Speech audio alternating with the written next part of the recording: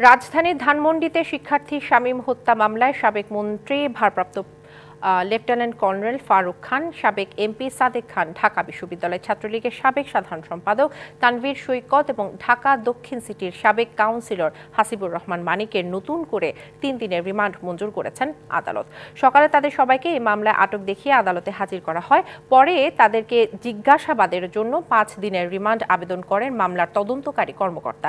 এ সময় আসামি পক্ষের আইনজীবীরা রিমান্ড বাতিল চেয়ে জামিনের আবেদন করেন। অন্যদিকে জামিনের বিরোধিতা করে রিমান্ডের পক্ষে যুক্তি তুলে ধরেন রাষ্ট্রপক্ষের কৌঁসুলি। উভয় পক্ষের শুনানি শেষে মেট্রোপলিটন ম্যাজিস্ট্রেট মোহাম্মদ শাহিন রেজার আদালত প্রত্যেকের 3 দিন করে রিমান্ড মঞ্জুর করেন। এর আগেও একাধিক মামলায় ফারুক খান, সাদেক খান, সৈকত ও মানিক রিমান্ডে ছিলেন। আজকে বিজ্ঞ আদালতে হাজির করা হয়, সেটা হলো কর্নেল ফারুক খান, হাসিবুর রহমান মানিক, সাবেক এমপি সাদেক খান এবং ছাত্রলীগের সাধারণ সম্পাদক ঢাকা বিশ্ববিদ্যালয়ের তানভীর আহমেদ সৈকত। এই মামলার অগ্রগতির স্বার্থে তাদেরকে জিজ্ঞাসাবাদ করা প্রয়োজন, তিনি তার জন্য 5 দিনের রিমান্ড প্রার্থনা করেন। তাদের বক্তব্য শোনার পরে তাদেরকে 3 দিনের রিমান্ড মঞ্জুর করে তদন্তকারী কর্মকর্তার হেফাজতে প্রদান করেন।